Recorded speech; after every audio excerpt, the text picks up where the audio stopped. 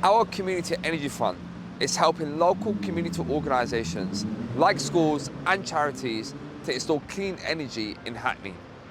With the support of some of London's incredible community energy groups, we've already started feasibility studies or completed installations of solar energy.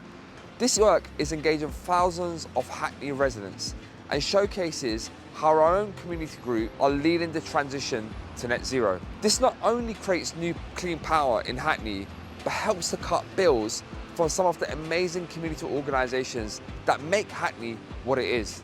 Together, we're creating a greener, healthier Hackney. I'm here at Stoke Newington School and Sixth Form College with these incredible solar panels which are cutting bills for the school, and it shows what can be done, and it's a massive tribute to Hackney Council. They are leading in this agenda, they're leading in this environmental agenda, cutting bills, creating jobs, ensuring energy security and tackling the climate crisis. What a great initiative. Community energy used to mean the community getting together around a generation asset like a solar installation on a field or a wind farm. But in central London, that doesn't really apply. Community energy is more to do with empowering everybody within your neighbourhoods and including everybody in the journey of energy efficiency, decarbonisation. We want everybody to feel like it applies to them and they can benefit from it. So community energy really is including people in the energy transition. I'd like to think that community energy groups such as ourselves, and there are lots of other really good ones, can bring a tremendous amount towards the great project to decarbonise the UK. Organisations like Hackney Light and Power and working with partners are really important because these kinds of community energy projects need a real range of people working together to try and tackle and achieve what is a common goal. We work with a diverse range of people from the local neighbourhood, all sorts of different communities, and the priorities are different group to group. So some it will be reducing their energy bills, and for others it will be really engaging with carbon reduction. So we feel that if we as a community centre and church can model the different things that you can put in place to do those, share our learning and tell people about the journey that we go on, then they will feel more confident to do that themselves as well. Practically getting a feasibility study done to see what kind of things we could implement to improve the comfort of the building, reduce the carbon reduction, potentially reduce the energy bills is really useful to us, because then we can use that to approach other funders to try and raise funds to do the works of the building that will help improve it all. So this is a vast building. We have 7 roofs, and so there is a natural logic to it that we would try and use those roofs to do something.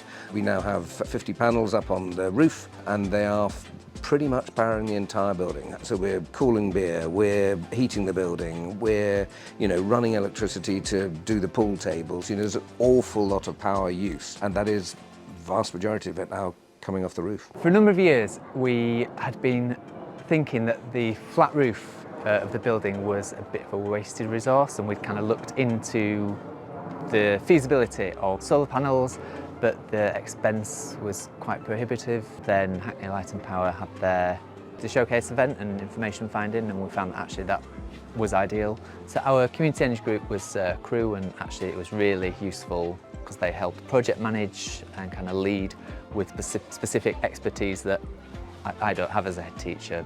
So they were able to advise us, help lead the project, make sure everything was signed off, and then there was also quite a lot of follow-up support as well. So without their support, I think it'd be very difficult for us to do this project. We used to have eco monitors who used to do things like go around the school and turn the lights off that weren't used. Once the solar panels kind of came in, they were used to help lead a lot of the understanding with other children and with the school council about the impact of the solar panels. I think it's really useful as well for us to be able to work with the wider community, so the parents, to get them to understand about sustainability. Money saved on the bills will just go straight back into the school and resources for the pupils, such as renewing the computers and kind of IT equipment, which actually has had to sit on the side for a number of years. I think importance of the energy efficiency comes in different ways. It comes in, first of all, environmental kind of consciousness, the idea of being aware that resources are becoming scarce and that there are other resources to tap in and that we haven't really developed. And then obviously there is the rising costs of energy. This is always the main issue when you run an organization, whatever it is just trying to reduce the amount of bills that go into the infrastructure and then focus it on people and projects, really. If decarbonisation is not your first priority and maybe it's running costs because you can't actually keep the building going, then that will determine different measures to be put in first. You have to have the right professional partners to do a thorough assessment, but you also need to be able to convey the information from that assessment to the owners and occupiers of the buildings in a way that's going to be useful. I would very much encourage community energy groups, small voluntary groups, building owners, community clubs, sports clubs, schools, whatever, to really think hard about how they can reduce their own energy costs, how they can reduce their carbon footprint, and work with partners, work with organisations such as Hackney Light and Power, look at the funding, look at the support that's there to try and make it happen.